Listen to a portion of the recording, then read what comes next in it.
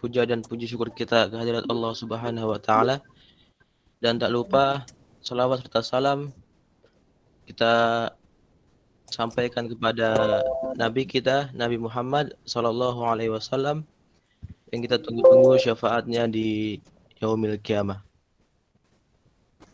Kepada Bapak dosen yang kami hormati dan teman-teman sekalian, kami dari kelompok 2 akan mempresentasikan pada materi kedudukan dan fungsi Pancasila.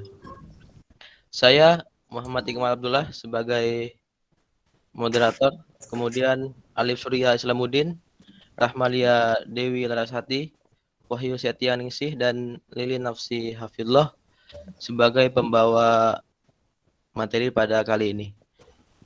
Langsung saja kepada Mbak Wahyu Setianingsih yang akan mempresentasikan materi pertama. Silakan. 1. Pancasila sebagai sistem filsafat. Pengertian Pancasila, filsafat Pancasila. A. Pancasila sebagai sistem filsafat. Pembahasan mengenai Pancasila sebagai sistem filsafat dapat dilakukan dengan cara deduktif dan induktif. Pancasila yang terdiri atas 5 sila pada hakikatnya merupakan sistem filsafat. Sila-sila pada Pancasila yang merupakan sistem filsafat pada hakikatnya merupakan suatu kesatuan organis. Artinya, antara sila-sila Pancasila itu saling berkaitan, saling berhubungan, bahkan saling mengkualifikasi. Pemikiran dasar yang terkandung dalam Pancasila yaitu pemikiran tentang manusia yang berhubungan dengan Tuhan, dengan diri sendiri, dengan sesama, dengan masyarakat, bangsa yang nilai-nilai itu dimiliki oleh bangsa Indonesia. Dengan demikian, Pancasila sebagai sistem filsafat memiliki ciri khas yang berbeda dengan sistem-sistem filsafat lainnya.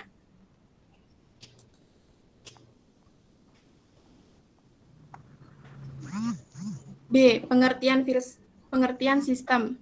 Sistem adalah suatu kesatuan bagian-bagian yang saling berhubungan, saling bekerja sama untuk tujuan tertentu dan secara keseluruhan merupakan suatu kesatuan yang utuh.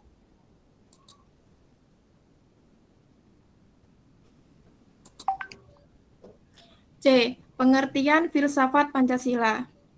Pancasila sebagai filsafat mengandung pandangan, nilai, dan pemikiran yang dapat menjadi substansi dan isi pembentukan ideologi Pancasila.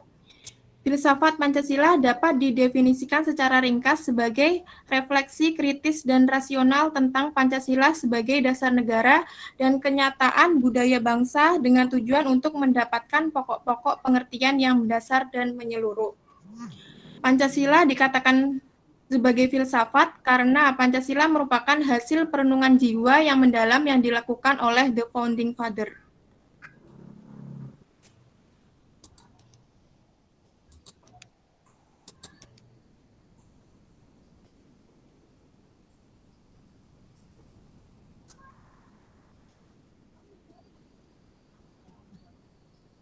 Terus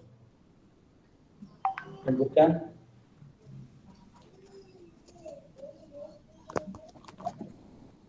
Selanjutnya Mbak Lilin, silakan.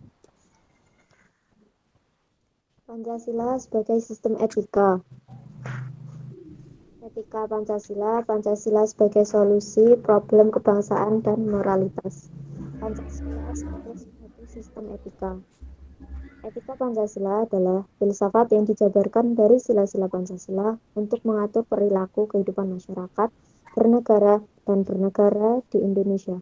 Oleh karena itu, dalam etika Pancasila tergantung nilai-nilai ketuhanan, kemanusiaan, persatuan, kerakyatan, dan keadilan. Kelima, nilai tersebut membentuk perilaku manusia Indonesia dalam semua aspek kehidupannya. Etika Pancasila itu lebih dekat pada pengertian etika, keutamaan, atau etika kebijakan, meskipun corak kedua mainstream yang lain, deontologis dan teleologis, termuat pula di dalamnya. Namun etika keutamaan lebih dominan karena etika Pancasila tercermin dalam 4 tabiat saleh, yaitu kebijaksanaan, kesederhanaan, keteguhan, dan keadilan.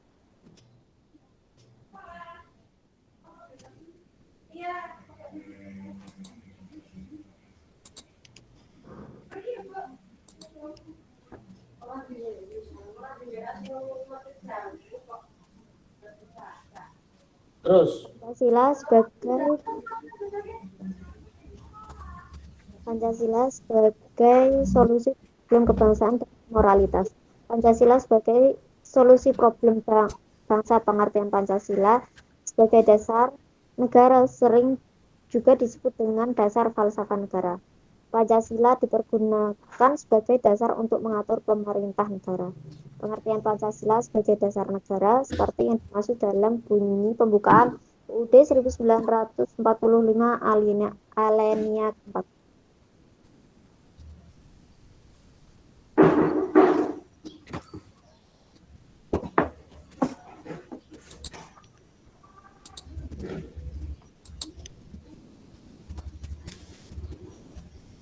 C. Faktor penyebab problem bangsa. Kemiskinan, penegakan hukum yang lemah, korupsi, kualitas pendidikan yang rendah, pengelolaan sumber daya alam yang buruk, kesenjangan sosial, kemacetan, banyak daerah yang kurang diperhatikan, pengangguran.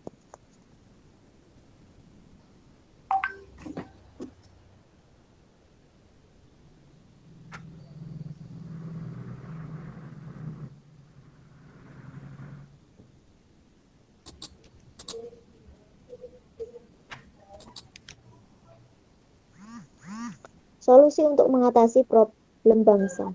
Adil dalam membagi kekuasaan, pemerataan pendapatan, pemerataan pendidikan, pemerataan pengetahuan dan wawasan, pemerataan kesehatan, pemerataan pekerjaan, dan pemerataan keamanan.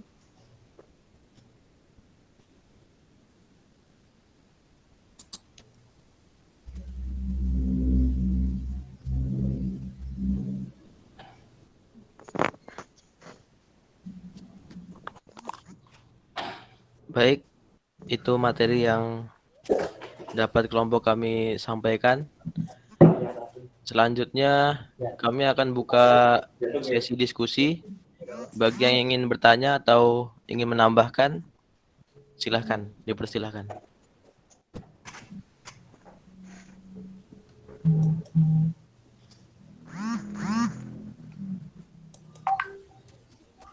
baik, sekarang kita lihat pertanyaan yang masuk ya.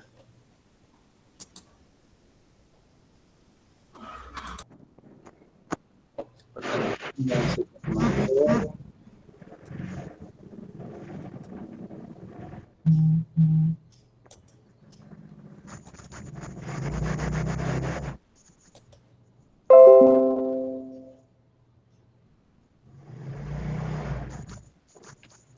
Yang sudah masuk ada berapa ini?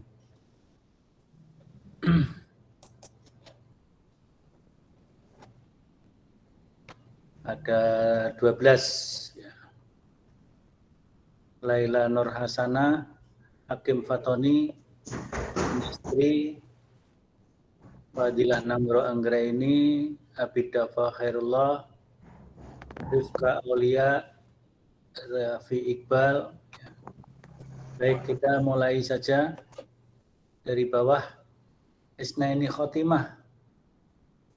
Isnaini Khotimah, silahkan disampaikan pertanyaannya.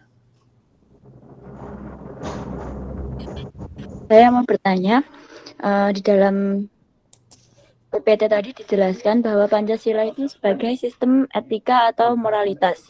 Nah, dalam praktek masyarakat itu terdapat sebagian dari warga yang tidak sesuai dengan nilai-nilai Pancasila tersebut atau melanggar norma-norma yang ada. Nah, bagaimana saja sanksi yang didapat dari masyarakat yang melanggar norma-norma atau kode etik yang ada di masyarakat tersebut? Itu pertanyaan saya. Terima kasih. Ya, langsung dijawab.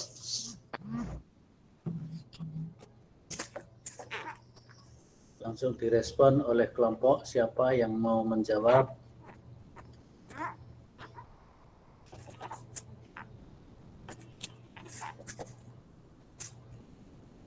Boleh saling menambahi nanti. Dimulai dari siapa dulu, nanti ditambahi yang lain, boleh.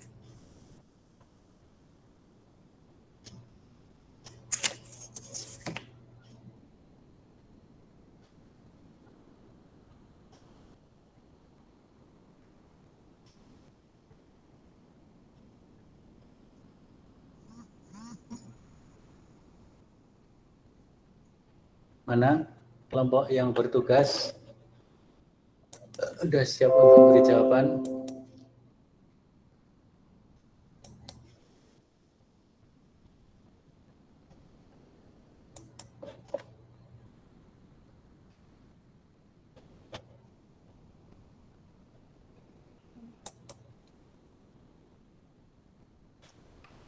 Saya dari soalnya Mbak Laila, Pak. Ya, silakan. Apa yang dimaksud dengan Pancasila sebagai sistem filsafat dapat dilakukan dengan cara deduktif dan induktif. Sebagai sistem deduktif, hakikat Pancasila dicari, dikaji, serta disusun secara sistematis dengan seksama dalam keutuhan pandangan yang komprehensif. Contoh dari bentuk deduktif adalah teks Pancasila itu sendiri, nilai-nilai Pancasila dalam konstitusi negara seperti Undang-Undang Dasar 1945, TAP MPR, TAP Presiden, dan lain-lain. Secara induktif, hakikat Pancasila ditelusuri dengan cara mengamati gejala-gejala sosial budaya masyarakat, merefleksikannya dengan menarik arti dan makna yang selaras dari gejala-gejala tersebut. Contoh gotong royong sebagai aktualisasi dari sila ketiga Persatuan Indonesia atau toleransi sebagai wujud pengalaman sila pertama. Terima kasih, Pak. Baik, tadi yang pertanyaannya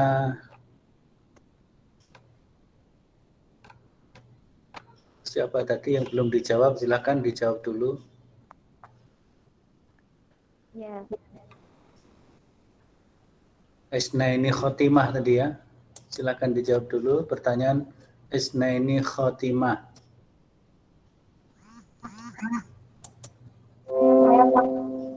Silakan. Mbak Isnaini. Ya, silakan. Intinya bagaimana sanksi yang didapat masyarakat ketika melanggar norma-norma, gitu kan ya? D. Menurut saya, di mana ada peraturan, di situlah pasti ada pelanggaran. Nah, di mana ada pelanggaran pasti ada sanksinya kan. Nah, ya itu nanti kita mengikuti undang-undang yang udah dirancang oleh pemerintah, di mana banyak sekali tertulis beberapa pelanggaran kan pastinya udah ada, tergantung itu pelanggarannya masuk apa. Lah nanti kita mengikuti pasalnya. Itu pasalnya kan. Seandainya contoh pelanggaran membunuh seseorang. Nah, di situ di pasal UUD atau di dalam UUD pasti udah ada pasal-pasal dalam pelanggaran contoh tadi pembunuhan ya. Itu nanti tergantung dalam bentuk apa, Pak, atau bagaimana tergantung kondisinya. Contoh nanti kalau pembunuhan itu pembunuhannya di latar belakang apa, semuanya harus di cross check dengan benar. Nah, itu nanti gimana nanti kalau dia melanggar pasti ada hukumannya, contoh berapa tahun atau berapa bulan. Nah, itu kan tergantung siapa yang melanggar ataupun bagaimana dia melanggar kan. Enggak semua pelanggaran itu dijadikan satu. Jadi nanti kita tinggal melihat pasal yang sudah disediakan gitu. Ya, itu kan pertanyaannya Mbak Isnaini itu bagaimana sanksi yang didapat di masyarakat yang melanggar norma. Kan di masyarakat ya, itu sanksi sosial ya, sanksi sosial. Tapi kalau itu aturan-aturan yang bersifat mungkin pidana ya, nanti ada hukum-hukumnya ya, ada hukum-hukumnya. Jadi norma hukum, norma moral, norma sosial nanti akan mengikuti ya. Sanksinya bisa sanksi sosial, bisa sanksi hukum. Baik, kalau gitu silahkan kelompok 2 memilih lagi pertanyaan yang lain. Silahkan dipilih pertanyaannya.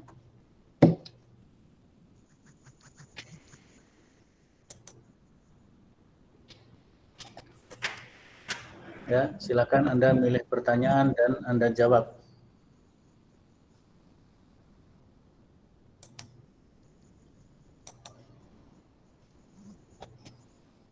Sudah banyak ini pertanyaannya yang masuk, walaupun masih kurang banyak tentunya ya, karena baru 16, sementara yang hadir cukup banyak ya, ada 54, 53 yang hadir.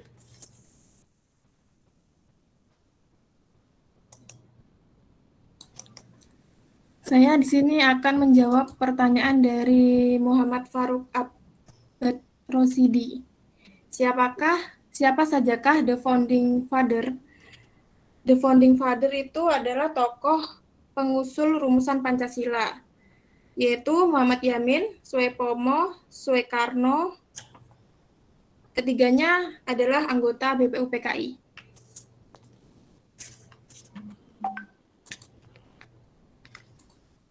Itu pertanyaannya nggak lengkap ya, itu the founding father apa?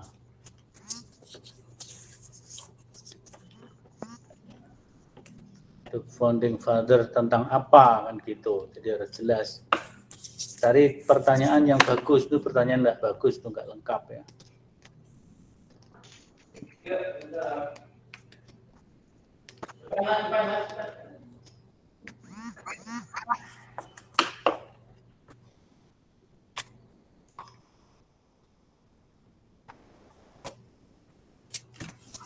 Lanjut, berikutnya. Yang pertanyaan yang siapa founding father itu dianulir, nggak lengkap pertanyaannya. Harus lengkap ya. Founding father apa kan gitu ya.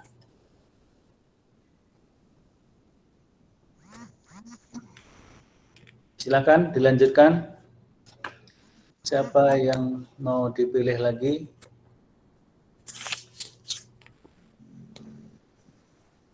Mana ini?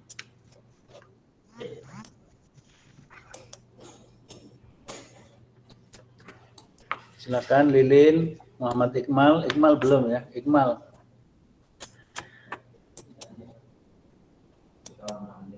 Mana Iqmal?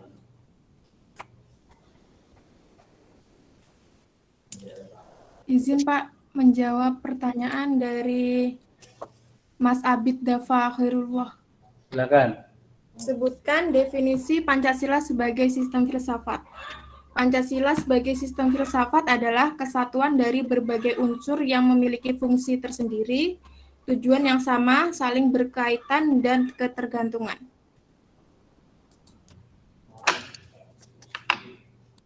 Itu baru bicara sistemnya, filsafatnya gimana? Baru pengertian sistemnya itu. Tapi pengertian Pancasila sebagai sistem filsafat itu seperti apa? Belum lengkap jawabannya. Siapa tadi? Esna ini ya? Atau Wahyu? Wahyu. Yang jawab tadi siapa? Saya Pak. Nah, silakan dilengkapi yang lain. Itu baru menjelaskan tentang sistem.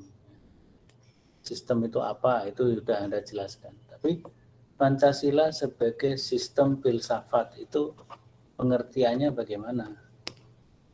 Yang ditanyakan kan itu. Yang lain boleh melengkapi. Anggota kelompok yang lain boleh melengkapi. Iqmal, kemudian Alif Surya, Rahmalia, Lilin. Baru kalau anggota kelompok nggak bisa melengkapi, yang lain boleh melengkapi. Yang lain boleh bantu. Silahkan Dimas Fatur Rahman, Muhammad Adib, Laila Nur Hasanah, Sufia. Yang lain boleh melengkapi. Pancasila sebagai sistem filsafat itu pengertiannya apa? Nanti ya, otomatis akan diketahui Pancasila sebagai sistem etika. Yang dijelaskan tadi baru pengertian sistemnya saja.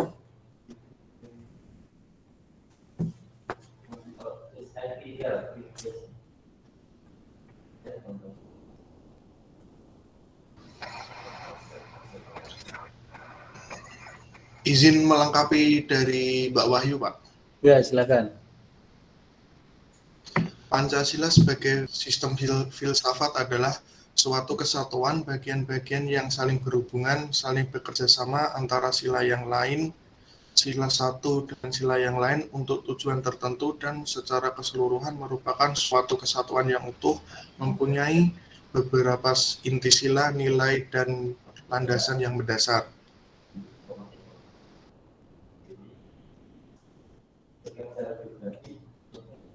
Ya, jadi kan sistem tadi kan unsur-unsur yang satu sama lain saling terkait, saling melengkapi, saling tergantung.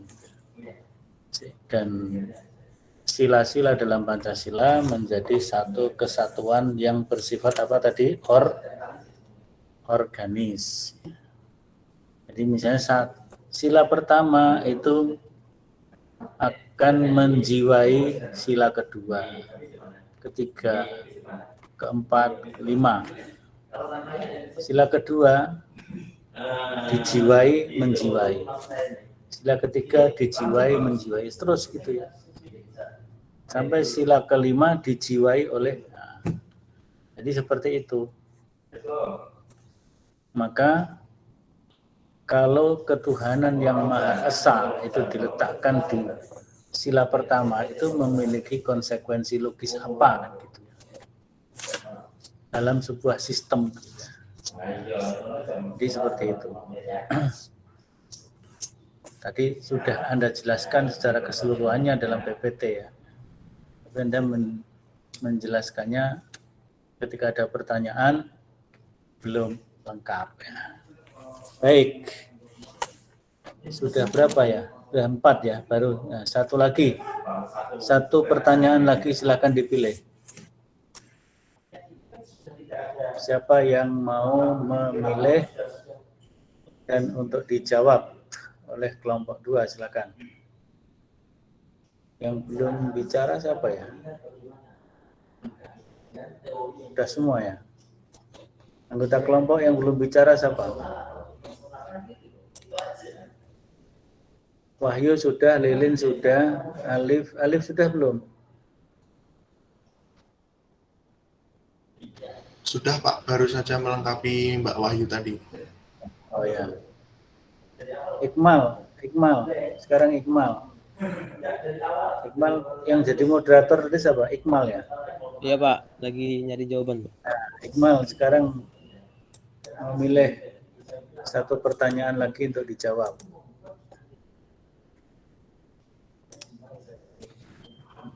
Tapi pertanyaannya pertanyaan yang sudah lengkap, seperti yang jangan seperti yang tadi ya. Yang tadi itu siapa founding father? Founding father apa?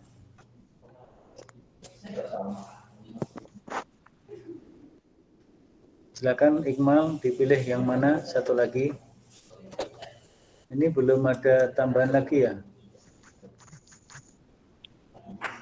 Oh sudah, ada banyak ini tambahannya.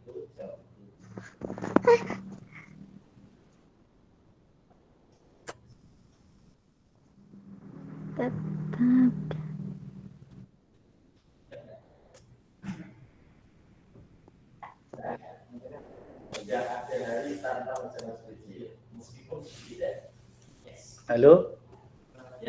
Mana kau diam?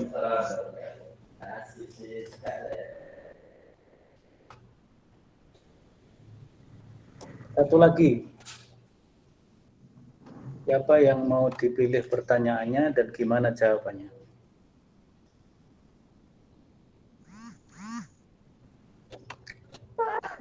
Ayo. Iqmal ya, yang belum menjawab Iqmal. Mana Iqmal? Saya, Pak. Ya, silakan. Izin menjawab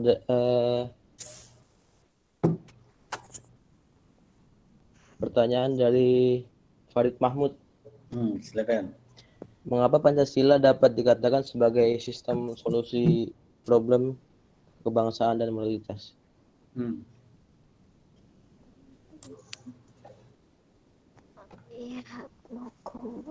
Gimana?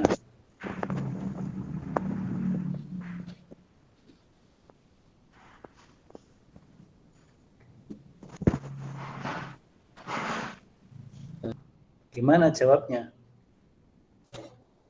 Ntar Pak nyusun kata-kata, Pak.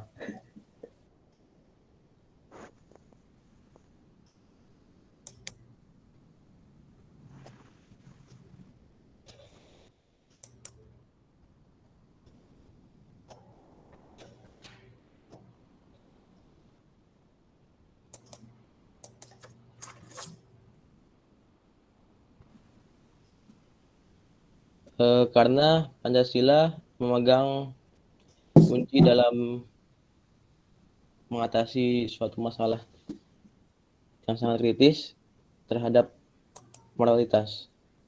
Karena moralitas memberi dasar warna sekaligus penentu arah tindakan suatu bangsa. Moralitas dapat dibedakan menjadi banyak aspek, dan seseorang harus memiliki moralitas individu yang baik yang akan muncul dalam sikap perilaku dalam kehidupan sehari-hari atau bermasyarakat. Siapa yang mau melengkapi jawabannya? Baik dari kelompok 2 maupun mungkin yang lainnya boleh juga melengkapi, memberikan wawasan kepada temannya. Tapi kelompok 2 dulu, ya, anggota kelompok dulu melengkapi jawaban dari Iqmal. Dia. Siapa yang mau melengkapi? Rahmalia atau Wahyu atau Lilin atau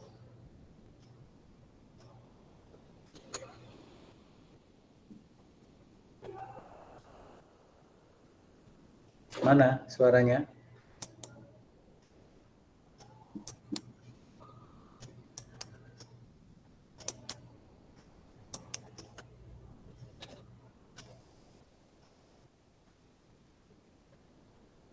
Alif juga boleh.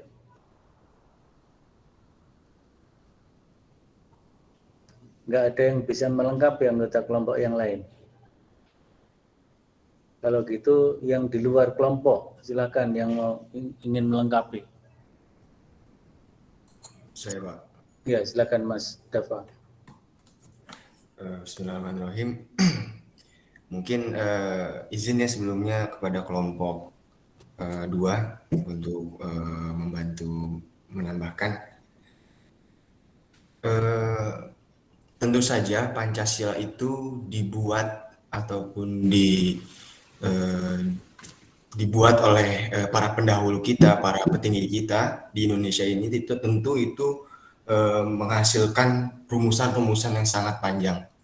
Dan tentu saja waktu yang dibutuhkan pun untuk merumuskan Pancasila ini membutuhkan waktu dan tenaga yang tidak sedikit gitu, dan juga membutuhkan para petinggi dan juga tentunya petinggi di Indonesia maupun di dalam petinggi di khususnya dalam agama gitu.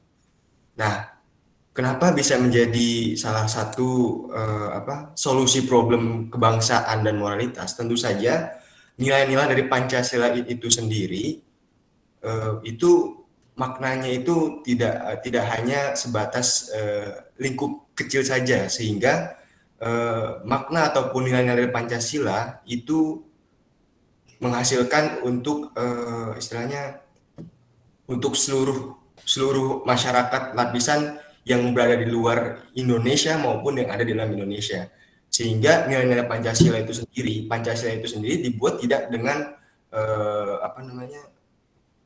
sebercanda itu gitu loh. Makanya mungkin menurut saya pribadi, sehingga Pancasila ini bisa dikatakan sebagai solusi dari moralitas kebangsaan khususnya di Indonesia ini. Begitu, Pak. Iya. Jadi sebenarnya ketimpangan-ketimpangan yang terjadi itu harus dikembalikan kepada nilai-nilai luhur dari Pancasila. Jadi, kalau dikembalikan, dan semuanya konsisten, pastilah Pancasila akan bisa menjadi solusi atas segala problem bangsa dan negara. Ya, persoalannya adalah bagaimana bangsa ini memiliki komitmen dan konsistensi di dalam memegangi nilai-nilai yang bagus dari Pancasila. Pancasila ini diakui oleh dunia, bahkan oleh tokoh-tokoh ulama besar dunia pun mengakui keunggulan nilai-nilai yang ada di dalam Pancasila, ya.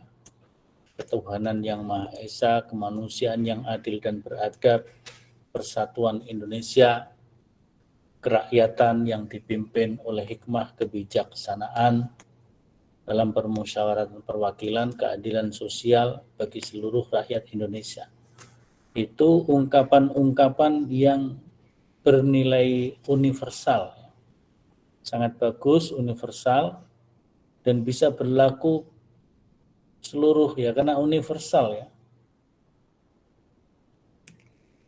Jadi itu nilai-nilai yang bagus. Tinggal persoalannya adalah bagaimana bangsa ini mampu menggali, kemudian konsisten kepada nilai-nilai yang sudah bagus itu. Insya Allah seluruh problem kemanusiaan, problem kebangsaan, problem kenegaraan, kelembagaan itu bisa diselesaikan dengan bagus, ya, solusi. Ya, kalau konsisten dengan Pancasila tidak akan ada korupsi, kan begitu kan. Ini persoalannya konsisten apa tidak dia. Baik, saya kira itu. Jadi ya, sistem filsafat itu suatu gagasan, ide, pemikiran yang melandasi bangsa ini. Pemikiran yang bersumber kepada ketuhanan, berarti pemikiran-pemikiran yang bersumber kepada agama, nilai-nilai agama. Ketuhanan yang Maha Esa itu tidak akan bisa dijalankan dengan baik tanpa agama. Mesti harus dengan agama. Seorang Muslim, ketuhanan yang Maha Esa pasti sudah akan lebih lancar untuk ditegakkan dengan bertauhid, berkeyakinan tauhid, kemudian menjalankan ibadah dengan konsekuen, sholat 5 waktu, puasa, zakat, dan seterusnya, menegakkan akhlak yang mulia. Nah, ini kan ketuhanan yang Maha Esa itu nggak bisa ngapa-ngapain kalau tidak didukung, disupport dengan agama. Maka Pancasila dan agama itu satu kesatuan yang integratif. Kalau bagi seorang Muslim, ya pengamalannya tentu dengan syariat Islam, akidah dan syariah serta akhlak. Yang beragama lain sesuai dengan ajaran agamanya masing-masing. Hindu bagaimana, Buddha bagaimana, Kristen, Katolik, Konghucu, dan sebagainya. Jadi Pancasila tidak bisa tidak harus disertai dengan agama. Maka sangat jelas kalau Pancasila itu tidak cocok, tidak kompatibel kalau disandingkan dengan paham semacam komunisme, sekulerisme, liberalisme, relativisme, atau pluralisme, ya. Pluralisme dalam arti yang negatif, ya. Jadi Pancasila memang harus ditegakkan di atas nilai-nilai ajaran agama. Maka Indonesia, bangsa Indonesia adalah bangsa yang memiliki komitmen untuk melindungi agama dengan sebaik-baiknya, ya. Jadi tidak boleh ada penistaan agama, ya. Penodaan dan penistaan agama otomatis itu adalah bertentangan dengan nilai-nilai falsafati dari Pancasila dan juga nilai-nilai etika Pancasila. Saya kira itu untuk kuliah pada siang hari ini ya. Untuk live by Google Meet. Selebihnya didiskusikan secara tertulis ya. Ini sebagian sudah ada dijawab tadi oleh siapa? Wahyu bahasa yang sudah jawab tadi ya. Ada yang sudah jawab secara tertulis. Ya, padahal harusnya diskusi tertulisnya masih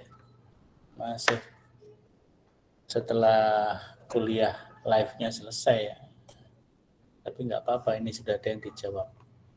Nah, kelompok yang menjawab itu boleh dengan menjawab dengan mengklik reply ini ya. Di situ kan ada reply, ntar saya tampilkan ya.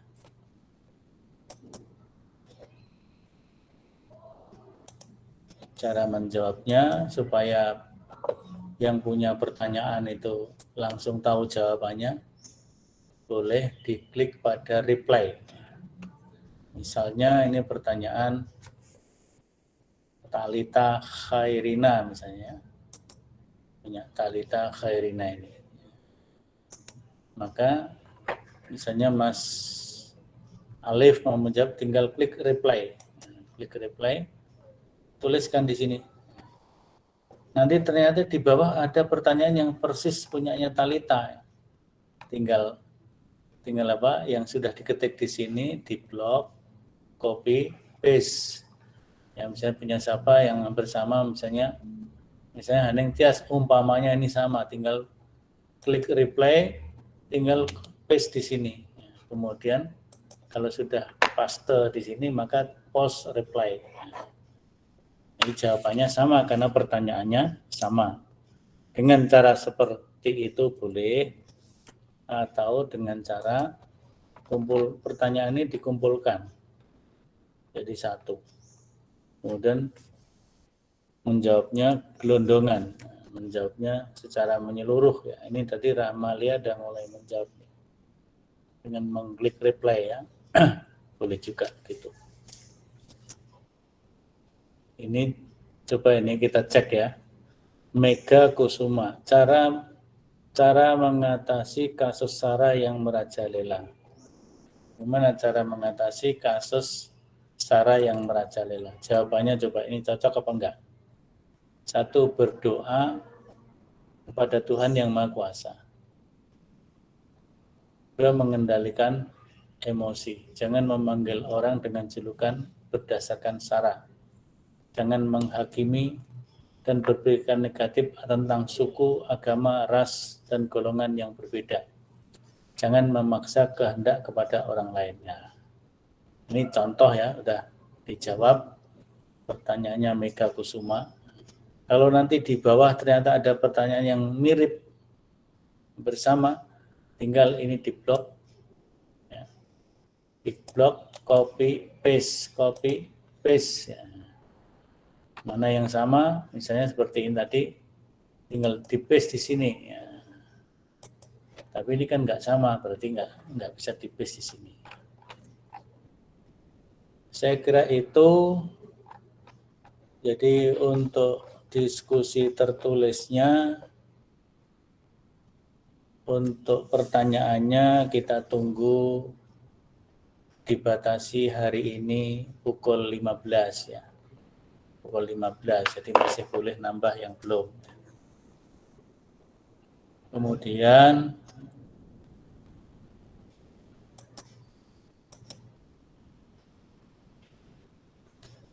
untuk jawaban bagi kelompok yang bertugas itu diberi waktu sampai tanggal 9 Oktober ya, tanggal 9 Oktober.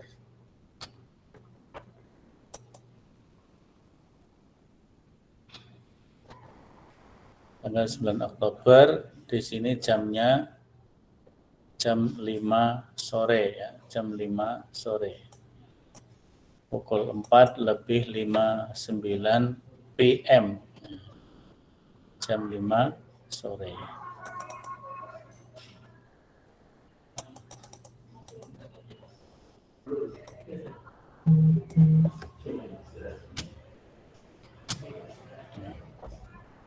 Jam 5 sore itu bisa pukul 16 PM atau pukul 4.59 PM. Baik, saya kira itu untuk pertemuan live pada siang hari ini kita cukupkan.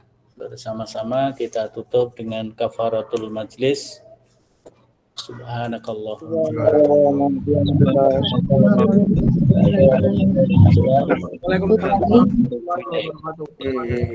Diskusi tertulisnya masih bisa berlanjut ya.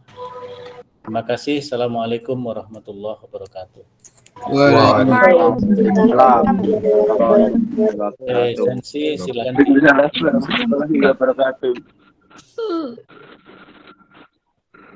Asyhadu an la ilaha illallah, astaghfiruka wa atubu ilaih.